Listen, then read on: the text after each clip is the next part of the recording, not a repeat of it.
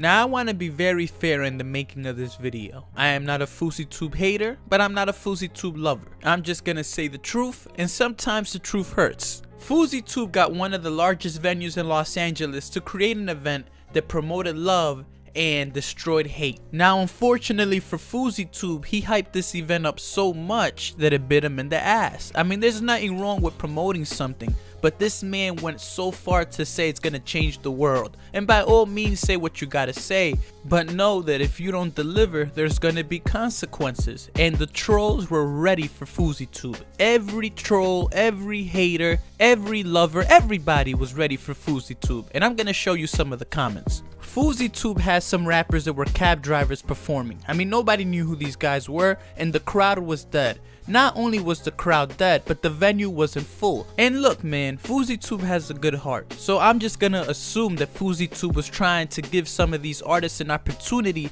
to showcase their talents. So FouseyTube didn't do anything wrong in that aspect. At the same time, FouseyTube, you gotta realize, man, look, this is one of the events that you promoted as it's gonna change the world. So putting these rappers in that situation, you probably owe these guys an apology. Now, as the show started to go on, it seemed like FouseyTube was starting to get a little desperate. FouseyTube even contacted Vitaly and said, Vitaly, let's squash our beef, come to my event. That kind of came off as desperate, because why would you wait to squash your beef with Vitaly after your show is starting to flop? It just looks suspicious. And for those of you guys that don't know, Vitaly's actually in jail right now in Russia because he tried to go to the World Cup and people spotted him and said, no way. Now the cringiest situation of them all, and I really did cringe, is that FouseyTube was on Instagram and on Twitter, and he was telling everybody that in order for Drake to perform, he needed 2 million people streaming.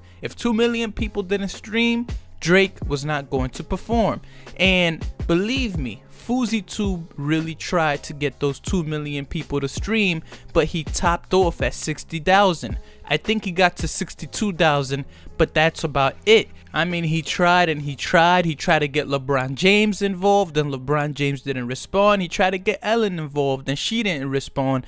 And he kept trying to get celebrities involved, and nobody was responding. So he tried to get to the 2 million, and he just couldn't do it. And then all of a sudden, there was a bomb threat. A lot of people are saying that somebody in FouseyTube's team did the bomb threat, so there can be an excuse. Do I see that as a possibility?